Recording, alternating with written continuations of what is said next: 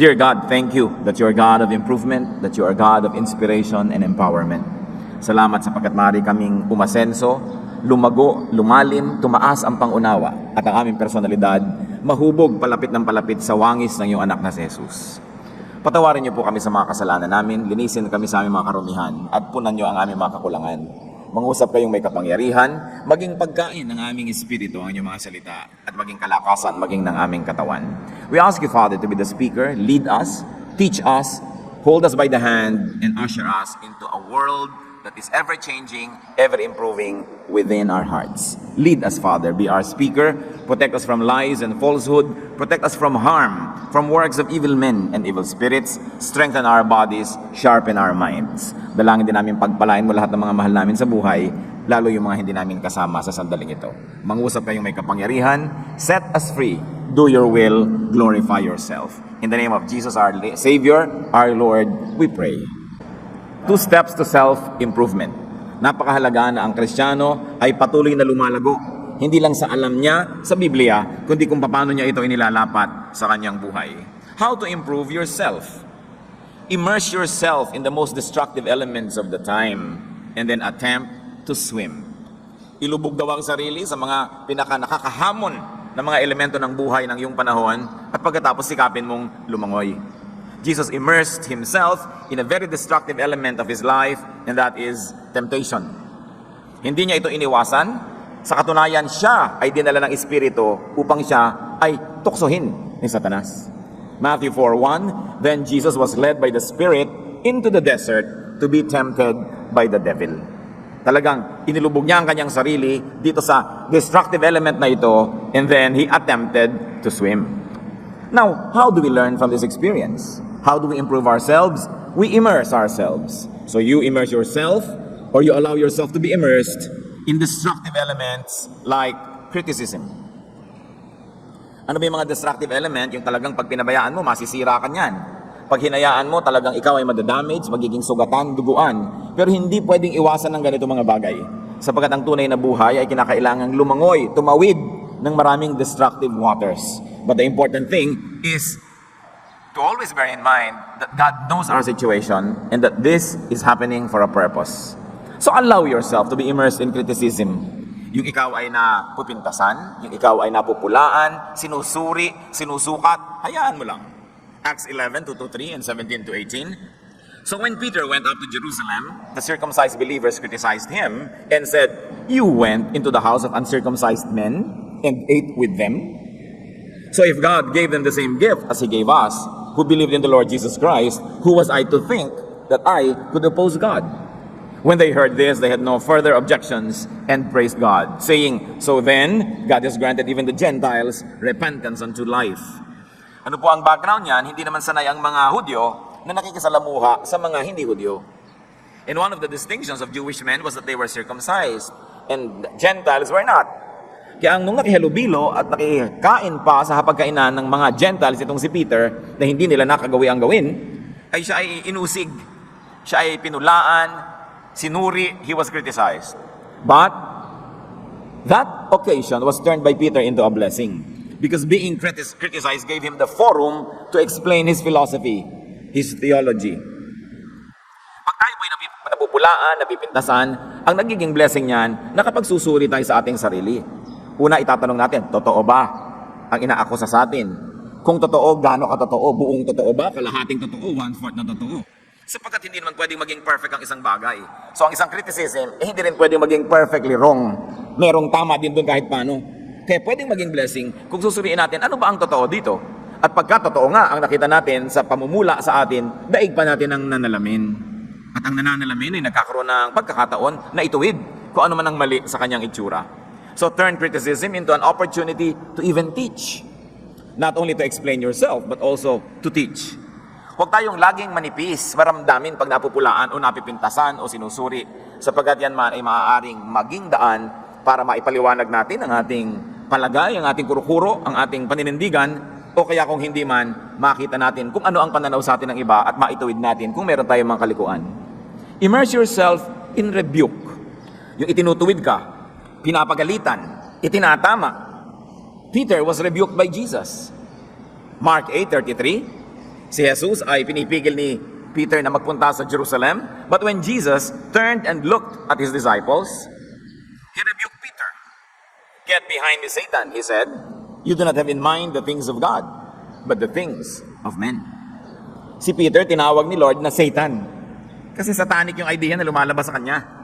Siya ay talagang napaka-diretsahan na itinuwid. But righteous rebuke jolts. It corrects and gives a wake-up call. Talagang tayo nauuga, naliligalig na yuyugyug ng isang matuwid at malakas na rebuke. Pero ito'y nakakapagtuwid at nakakagising sa mga tulog o sa mga inaantok. Peter, from this rebuke, rose to become the spokesperson of the group. Siya ang kinilalang leader sa maraming paraan, subalit yun ay hindi nangyari kung hindi siya naituwid. You want to continue to improve? Immerse yourself in education.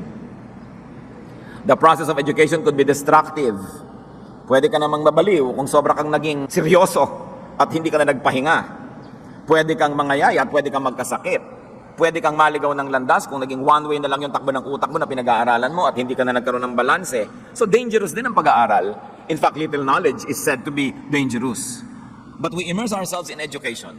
Akala nung iba, pag nagkaroon na sila ng bachelor's degree tapos ang edukasyon, tumitigil na sila. Ayon po sa pag-aaral, napakaliit na porsyento ng ating utak ang nagagamit ng tao sa kanyang buong buhay. Marami pa dapat malaman, marami pang maisip, marami pang maimbento, magawa, maabot. Pero tamad ang taong mag-aral. Ni ayaw magbasa. Ni ayaw magsaliksik. Pag sinabi mo, mag-enroll pa tayo, naku, ayaw kanya magbasa-basa niya, mag-notebook pa. Ano na lang, magchismisa na lang, magkwentuhan, manood ng mga TV, sayawan ng sayawan. Contest na wala kakwenta-kwenta, nakaka-brain damage pag sumali ka. Yun ang ginagawa ng buong bayan. Kaya hindi umaasenso. We must continue to educate ourselves. Pati si Jose Rizal, hindi siya sumasang-ayon. Lumaya agad ang Pilipinas noong kanyang panahon. Bakit? Alam niya na napakalaking porsyento ng mga tao ay mangmang. At ang mangyayari sa mga mangmang kung sila naging mga leaders, ibubulid lang nila sa kapahamakan ang kanilang mga pinangungunahan. Importante ang pag-aaral. Even Jesus grew in wisdom and stature, in favor with God and with men. Patuloy siyang nag-aral. Patuloy siyang nagsaliksik. Luke 2:45-46. Nung umuwi si Mary at saka si Joseph sa kanilang hometown, hindi nila makita si Jesus. Nung sila'y pauwi na, 12 years old na Jesus, nawawala, pinaghahanap nila sa Jerusalem. When they did not find Jesus, they went back to Jerusalem to look for him. After 3 days, they found him in the temple courts, sitting among the teachers, listening to them and asking them questions. Start early. Nasa kaya ngayon ng mga 12-year-old? Saan nila laging gustong pumunta? No? Sa mga computer shop at maglaro ng walang katapusan. Hanggang magkasira-sira ang mata at magkaduling-duling at mabutas ang bulsa kababayad. Nasaan kaya ang mga tao? Anong pinagagagawa? Tayo ba ay nagsasaliksik ng karunungan? Acts 7:22. Moses was educated in all the wisdom of the Egyptians and was powerful in speech and action. Malakas ang utak, powerful in speech, malakas ang katawan. Hindi yung puro katawan lang, ang ganda-ganda ng katawan, tapos yes lang, hindi alam ispelin.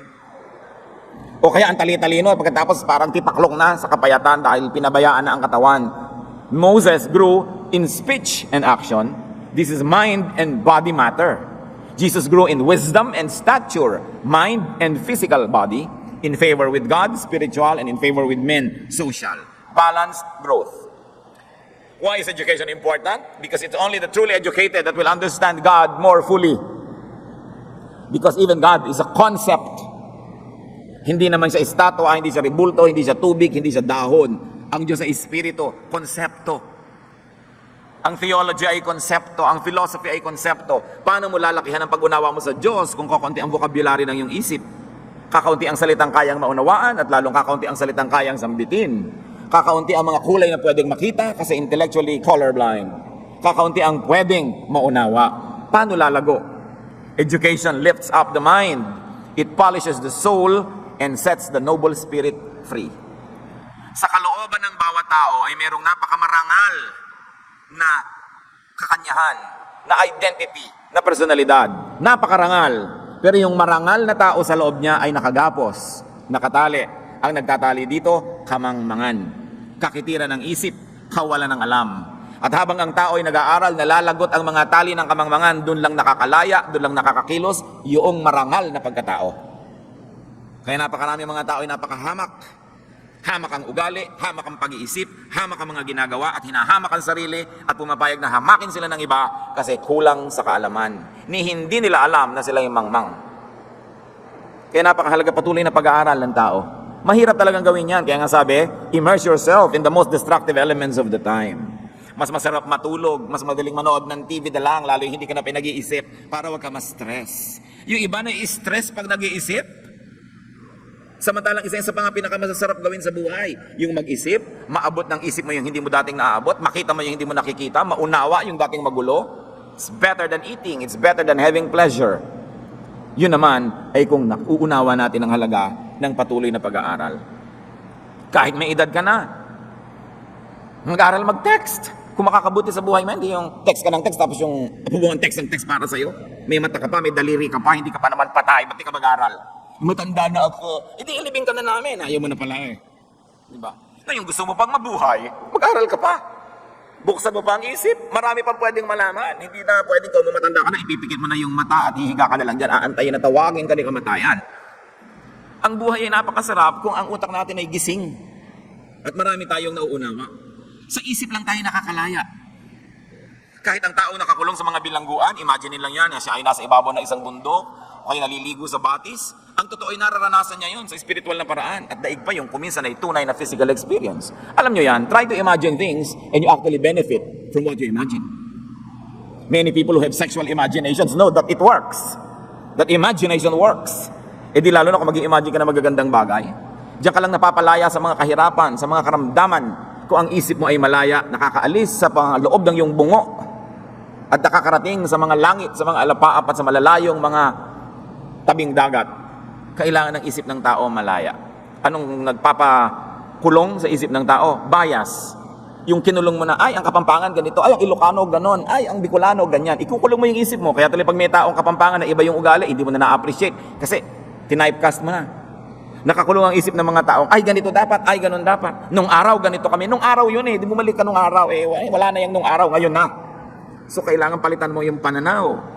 Kailangan, ay ganito lang kami magluto ng sinigang, kailangan ay nilalagay lang na pampaasim ganito. Marami pang iba. Buksan mo yung isip. Palayain mula sa mga gapos ng limitadong karanasan. Kailangan nakabukas ang isip ng tao. Mapakahirap kasama sa buhay yung makitid ang isip. At lalo nang napakahirap kasama sa buhay yung ang bagal mag-isip. Parang ikaw ay napakabilis tumakbo, pangkarera ka, tapos yung asawa mo parang pagong. Diba yung inis na inis ka na gusto mong talagang kumawala at tumakbo ng mabilis, but this person is holding you down. Dahil yun lang ang speed niya. Ganyan din yung mga driver na gusto mabilis, tapos may kasamang lola, ay bagalan mo lang. Parang libing, ganun ang gustong speed ng lakad. Inis na inis yung nagmamaneho kasi kaya niyang bilisan pero pinipigil siya. Paano pa yung ang isip ay matalas, matalino, malayo ang aabot, tapos ang kasama sa bahay, ang kasama sa buhay, ganggamunggo ang isip. Di ba napakalaking frustration sa buhay yon? Kaya kung mahal nyo ang inyong mga mahal sa buhay, mga kapatid, at sila ay matatalino, meron silang mga bakas ng katalinuhan na pwede mag-improve. Imbes paliitin nyo ang utak nila para kayo magkasabay, yung utak nyo ang palakihin nyo. Pareho pa kayo nakinabang. Hindi yung gusto mo to pull people down. Mahihiyain ka, may asawa kang sociable. So, dito na lang tayo sa bahay, huwag na tayo aatin ng mga lamay, ng mga binyag, ng mga kasalan. Kasi mahihiyain ka, so gusto mo rin siyang ikulong sa iyong pagiging mahihiyain. Ikaw, kapatid, ang lumaya sa iyong mga pagiging mahihiyain. Hindi yung ang pipigilin mo, yung isang taong mas evolved ang kanyang social life. Maraming ganon, ang asawa pinaliit, imbes pinalaki. Kasi doon sa komportable. Ang comfort zone niya, yung comfort zone ng kamangmangan. Kaya yung mga mangmang, yan ang mga tampurista. Yan ang mga maramdamin, mga madadaling masaktan, magdamdam, maghinanakit, magtanim ng sama ng loob. Kasi walang pinagkukunan ng pangunawa sa kapwa. Ang iniisip lang nila, sila, nasaktan ako, hindi ako napansin, kinawawa ako, etc., etc. Kung meron tayong ganyang mga nangyayari sa buhay natin, kapatid, kamangmangan yan. Dapat yang harapin at baguhin, palayain ang isip. Ang tagal-tagal lang malaya ng Pilipinas mula sa Espanya, hindi na natin sila pwedeng sisihin para sa ating mga kahirapan ngayon. Ang tagal-tagal na rin nating lumaya sa mga Hapon, maging sa mga Amerikano. Ang tagal-tagal na. Bakit yung mga Singaporeans, yung 1960s lang sila naging bansa? Naunahan pa tayo sa pag-asenso. Bakit yung mga iba hindi nila sinisisi yung colonial past nila? Alam niyo ang problema sa Pilipinas?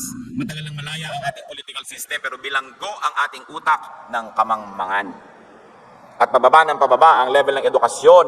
Pagkausap mo mga high school students, college students, parang kausap mo grade 2 ang mga reasoning. Bumaba ng bumaba ang ating English, hindi rin naman umasenso ang ating Filipino, bumaba rin. Wala nang makapag-Pilipino ng diretso, wala rin naman naging English ng diretso. Liban nila ako nagtatrabaho ko sa call center. No? Talagang dyan lang nakakapag-diretso. So, paano na ang bayan na ito? Education is very important. Immerse yourself in correction. Yung tayo na itutuwid. Proverbs 15:32, he who ignores discipline despises himself, but whoever heeds correction gains understanding. Sino ang umaasenso? Yung lumalangoy, lumulubog, nagbababad sa pagtutuwid. Pagtutuwid ng kapwa, pagtutuwid ng kapaligiran, pagtutuwid ng Diyos. Correction straightens up a person. Correction aligns a person to the divine will. And correction positions people in the path of blessings. Dahil ang Diyos ay tuwid at matuwid, sinong pagpapalain niya, di ding matuwid. Kaya pag tayo naitutuwid, dapat tayo magpasalamat. Bagamat, ang proseso ng pagtutuwid ay masakit. Siyempre, ligo ka, itutuwid ka, masakit yan. May pilay ka, idediretso ka, ikakast, hihilutin, masakit yan. Pero kailangan para matuwid ang ating mga kalikuan. We want to continue growing, immerse yourself in refinement.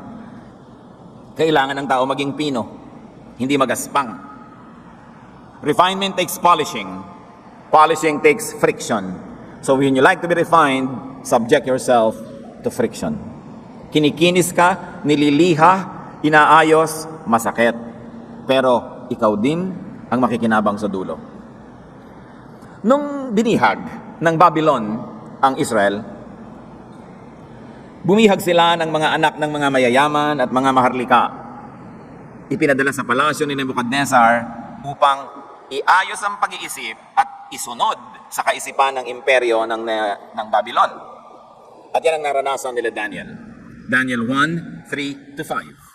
Then the king ordered Aspenas, chief of his court officials, to bring in some of the Israelites from the royal family and the nobility.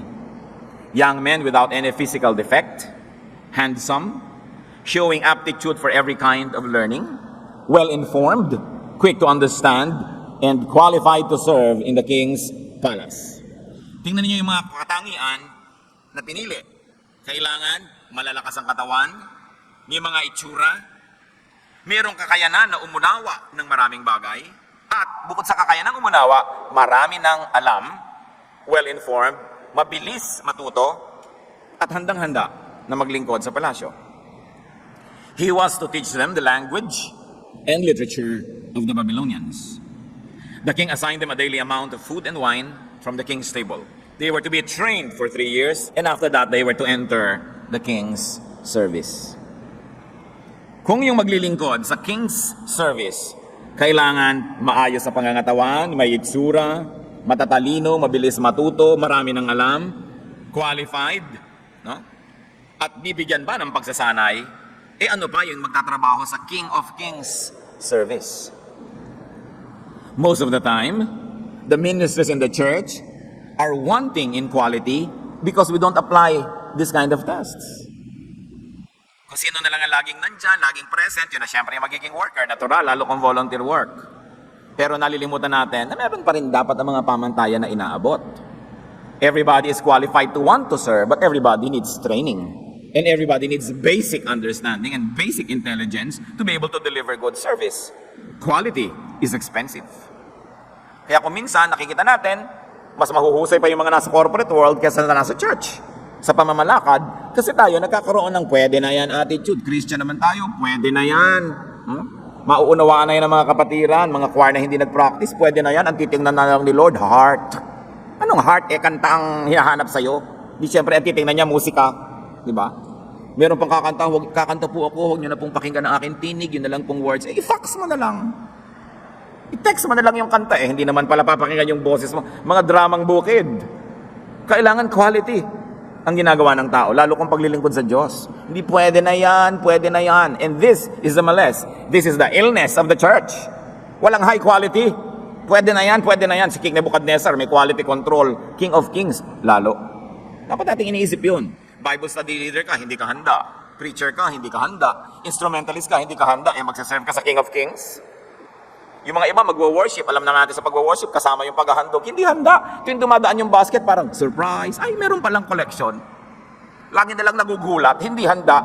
Dapat handa ka kasi gusto mong haharap ka sa King of Kings kumpleto ang yung paghahanda. You know why? Kasi handa rin ng Diyos na humarap sa iyo Handa siyang makinig sa mga dalangin mo. Handang makinig sa iyong mga reklamo, tanggapin na yung mga iyak, ibibigay yung mga hinihiling kasi ikaw hindi handa. Kailangan may quality. And for this, we need refinement. Refinement brings out the best in the person and prepares one for noble tasks. Magiging tabo ka na rin lang, maging tabo ka na sa palasyo. No? Kaya tabo ka, tas tabo ka lang kung saan. Sa isang public toilet, sa Blumentritt Market. No? You can imagine na medyo iba na yung tabo doon. Pero tabo-tabo lang kayo, pare-pareho. Pero hindi pare-pareho ang lahat ng tabo. Magiging tabo ka na rin lang kapatid, maging the best, tabo ka na dyan. Kakanta ka na rin lang, maging best ka. Magtuturo ka, maging best ka. For the Lord's glory, and for your own benefit. Yun ang immersion. Marami pa tayong pwedeng immersion na gawin. Isipin niyo mga kapatid, ano bang dapat yung langoyan, lubugan, babaran, na hindi masarap, hindi maganda, mahirap, pero kailangan para tayo umasenso. And after immersion and difficulty, emerge. Matapos kang lumubog, lumutang ka uli. Matapos kang lumangoy ng hirap na hirap ka, umahon ka. Parang metaphor ng baptism. Immerse yourself, then emerge. Parang death and then resurrection. Hindi ganun ang mahalaga. Matapos ang Panginoong Jesus ay lumubog sa hirap ng mga pagsubok, Matthew 4:11, umahon siya. The devil left him, and angels came and attended to him. Hindi ka naman lagi nakalubog Parang nilaga, malambot na, ahon na. Kaya naman yung iba, 3 araw mo yung nilalaga, ang tigas. Kaya ganoon din, minsan tagal-tagal natin na pinapaalo tayo ng Diyos, tayo itinutuwid, kasi ang tigas. Lambutan mo yung sarili, hayaan mo ang Diyos na hipuin ka, tituwid, at paghanda ka na, iaahon ka na. Kung meron naman sa ating mga kapatid ngayon na nakalubog diyan sa mga destructive elements ngayon, makinig na kayo sa lesson. Ituwid na ang liko, linisin na ang marumi, at pag nangyari na yon, alam naman ng Diyos, iaahon ka na niya. Tapos na. After immersion, emerge. Emerge wounded, but healing. Or getting healed. Lahat naman ng tao nasasaktan Pwede ka bang mabuhay sa mundo na hindi nasasaktan? Lahat ng tao nasusugatan. Lahat tayo may sumakit sa ating kalooban. May tumapak sa atin. May dumurog sa ating puso. May nanglait sa atin. May nag 1, 2, 3. May nandaya. May nagtaksil. May hindi nagmahal. May tumalikod. May nag-abandon. Lahat ng tao ganun. Everybody's wounded, but not everybody heals. So you have to emerge wounded but healing or getting healed. Kailangan kapatid magpasya na gusto niyong gumaling.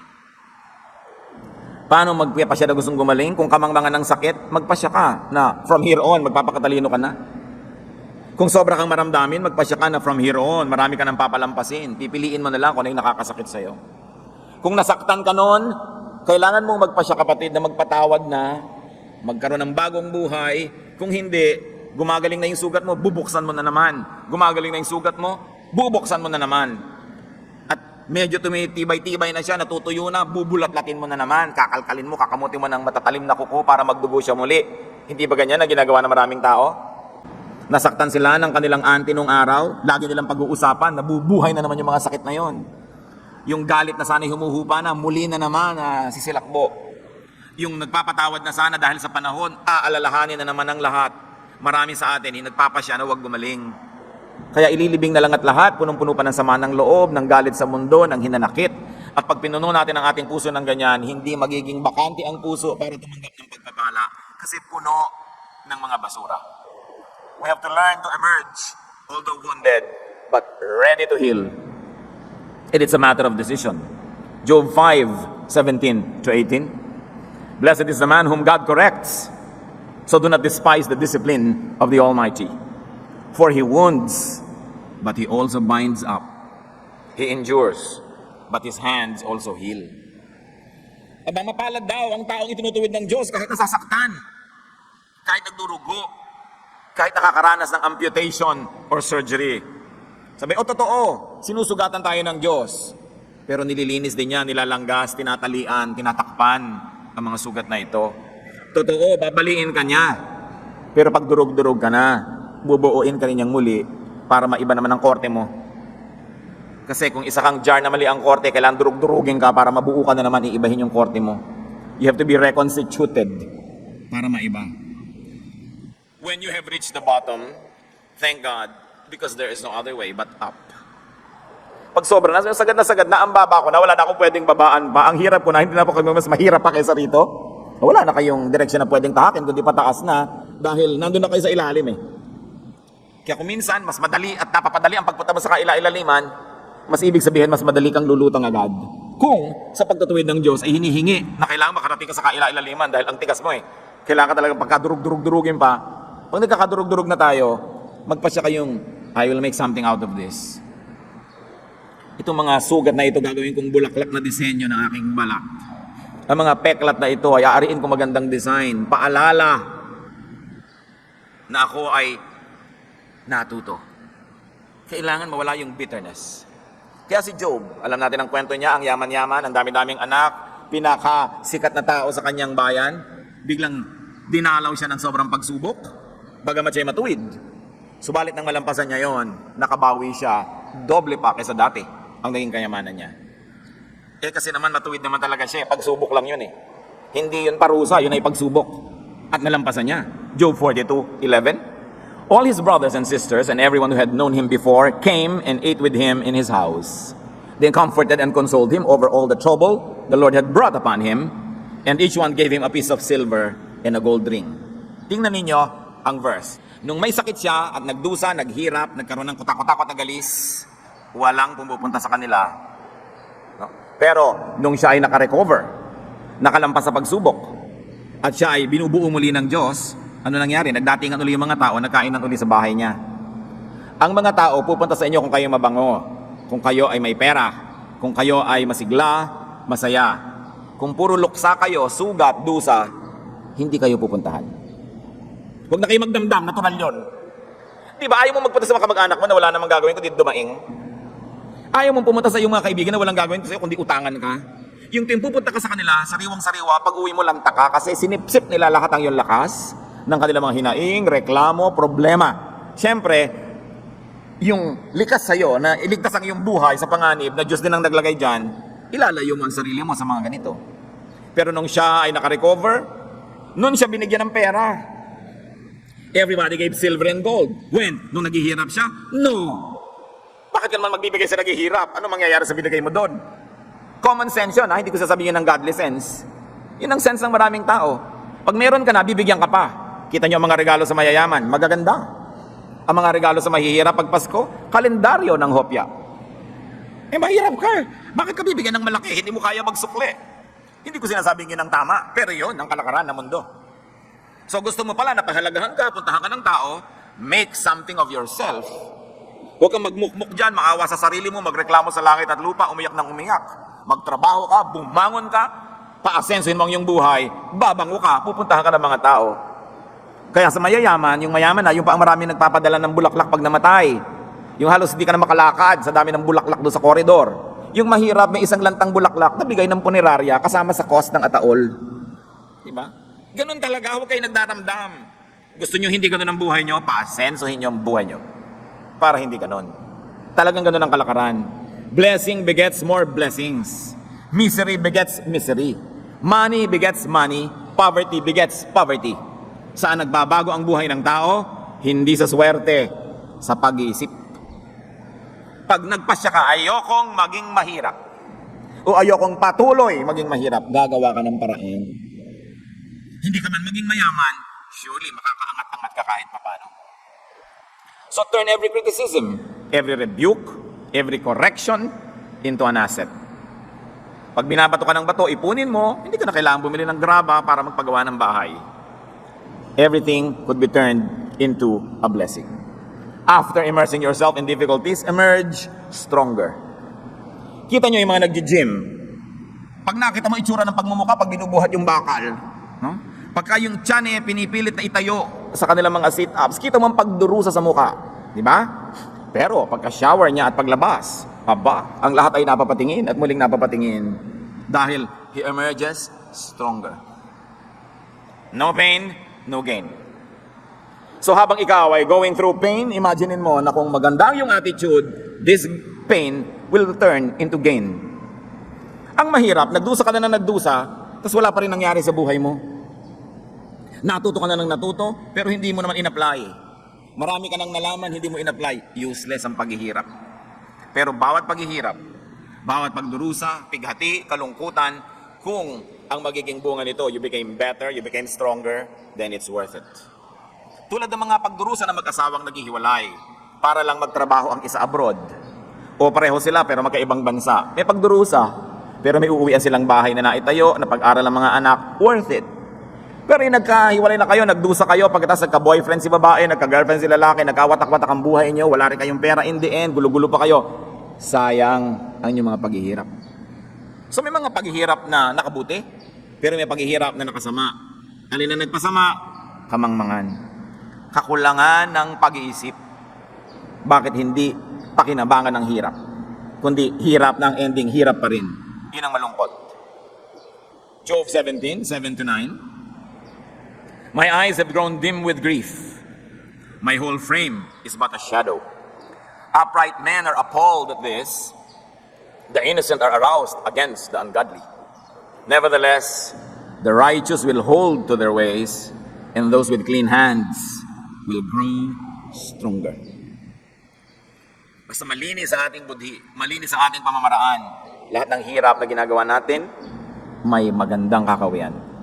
We become stronger by experience, therefore we become wiser, or we become stronger by conquest. That means we become richer.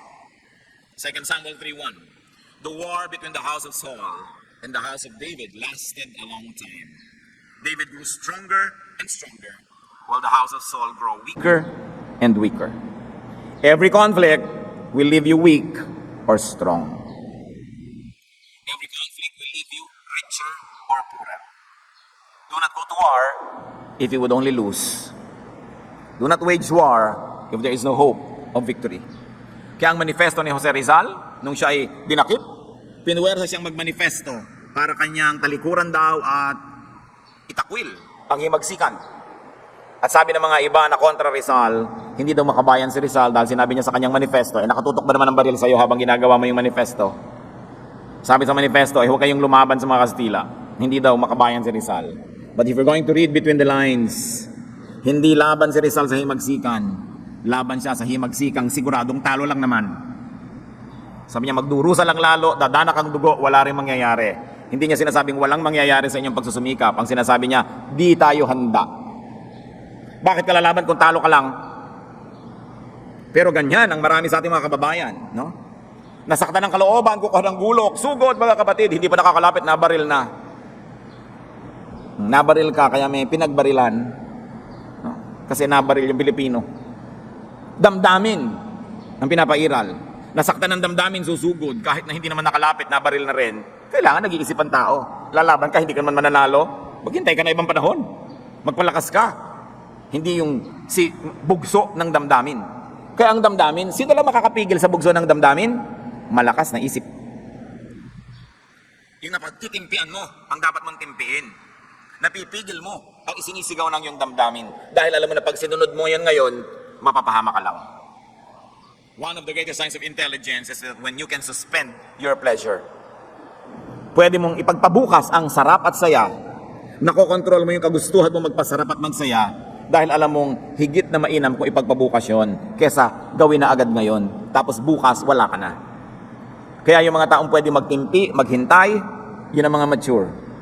Ganon din yung mga magnobyo, nagtitimpi, naghihintay, na hindi sila magtalik sapagkat hindi pa panahon, wala pa sa plano nila, wala pa sa script, masisira ang lahat ng plano kung hindi sila magtitimpi. Pero sino ang nakakapagtimpi? Ang nag-iisip. Kaya napakahalaga to immerse yourself in mental discipline, in education, in higher pursuits. And then of course, emerge wiser. Di baling nasaktan ka, di baling nahirapan ka, kung tumalino ka naman, sulit yun. Kasi marami ka na ngayong sakit at maraming hirap na maiiwasan sa panahon na darating sapagkat natuto na. Ang sayang, nadapa ka na isa, dalawa, tatlo, apat na beses, dapa ka pa rin ang dapa. Dun sa parehong lugar na yon, lagi ka na lang doon natatapilok, hindi mo na ba kayang tandaan na nadadapa ka pag dumadaan ka dyan? You must not allow the same serpent sting you twice, sabi ni Shakespeare. Natuklaw ka na ng ahas na to. Pagdaan mo bukas, natuklaw ka na naman. Bukas, dadaan ka na naman dyan, natuklaw ka na naman. Ikaw na may problema noon, ha? Matalino yung ahas, ikaw hindi. Yung paulit-ulit na lang na pagkakamali, hindi na tayo natututo. We must be wiser. Proverbs 24:32, I applied my heart to what I observed and learned a lesson from what I saw. Tingnan lang natin ang buhay ng ating kapwa, mga nasa paligid. Marami na tayong maiiwasang hirap na kanilang dinanas kung matututo lang tayo sa kanilang mga naranasan. How do we grow and improve? Immerse yourself in difficulty. Allow yourself to be immersed in difficulty. Bahagi yan ng buhay. And also, immerse those you love in difficulty. Palagan niyo ang mga mahal niyo sa buhay, lalo mga bata na mahirapan. Sapagkat yung lumalangoy sa hirap, lumalakas, natututo, pag-ahon yan, handang makibaka sa buhay. Kaya si Balagtas, lagi ko nalang kinukote, sabi niya sa Florante at Laura, pag-ibig anak ko'y aking nakilala, di dapat palakhin ang bata sa saya. At sa katuwaan kapag namihasa, paglaki walang hihinting ginhawa. Totoo, pinalaki mo sa sarap, walang kalakas-lakas. Sabi niya, para ng halamang lumaki sa tubig, dahoy nalalanta, munting di madilig. Ikinaluluoy ang sandaling init, ganon din ang pusong sa tuway maniig. Konting problema, tumba na.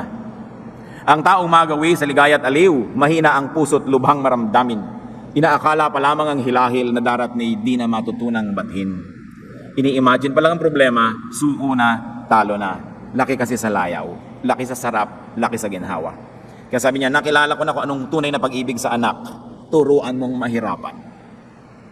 Paghugasin mo ng plato, paglabahin mo, pagplansyahin mo, paghugasin mo ng kotse, maglinis yan ng garahe, magbungkal ng bukid, magtanim, magsaka, magtroso, magforestry, magpalaki ng baboy, mag-alaga ng manok. Diba? Hindi puro text and text. Ang gusto pa yung cellphone, may lumalabas sa tinapay. Wala pang kinikita, saksa ka na naiyabang. Gusto lahat, designer clothes. Anong hihinting ginhawa? Anong kinabukasan na naghihintay sa mga batang hindi malang marunong maghanap buhay? Hindi malang marunong makisama? Pagka naulila, makikitira sa mga tiyo-tiya, kamumuhian dahil saksakan ng tamad. Diba? Kailangan natututong makisama. Yan din ang makikinabang sila rin. Let them get immersed in difficulty so they emerge as good persons. So thank God for difficulties, because difficulties could be turned into blessings, into wisdom, into riches and endurance. Swim with God's help and emerge for God's glory. Napakahalaga na nananalig tayo na tayo man ay nalulubog sa hirap, tayo man ay dumadaan sa hirap, yun ay panandalian lamang. At kung ating matututunan na ang leksyon, malalaman na ang dapat malaman, itinutuwid na ang dapat ituwid, iaahon na tayo agad ng Diyos para mabuhay na ng ganap. But we all have to pass through this. Diyos namin sa langit, dalangin namin kung may mga kapatid kami ngayon na sisinghap-singhap, pinipilit lumangoy, kung saan man sila napatapong mahirap na kalagayan. Ipaalala mo na hindi kayo nakakalimot sa amin. Alam nyo ang aming kalagayan, may dahilan ng lahat. Maunawa namin kung bakit pinapayagan yung mangyari ang mga nangyayari, maituwid namin aming pag-iisip, matutunan ang dapat tutunan, pagalingin ang aming mga sugat at magkaroon kami ng panibagong buhay. Nawa, Panginoon, palakasin mo ang mga anak na ngayon ay nahihirapan sa paglangoy. Pagod na pagod, sawang-sawa na sa pagkakalubog, sa pinagkakalubog ang mga putik at mga pusali. Pagdalangin namin, Panginoon, maging malinaw sa aming isip na ito'y bahagi ng aming paglago, bahagi ng aming pag-asenso bilang mga tao. Hindi mo rin gusto na kami dumadanas ng hirap, tulad ng mga tunay na nagmamahal sa magulang na hindi naiibigan ang anak nila nahihirapan. Pero tulad mo, pahalagahan namin ang training. The training is aimed at polishing us so that the best in us can come out of this prison. Makalaya kami sa kamangmangan, sa kakitiran, makalaya kami sa mga hinanakit at galit, at lumabas yung maganda, malinis, nagniningning na pagkatao na kinukulong ng aming mga karanasan. Magbulay-bulay tayo mga kapatid, hilingin natin sa Diyos na paliwanagin pa kung ano ang mga personal na mensahe niya sa atin. Pwede tayo to emerge from all this immersion and difficulties. Lord, sa katahimikan na ito, dinggin mo ang iyong mga anak at patuloy ka magturo sa bawat isa.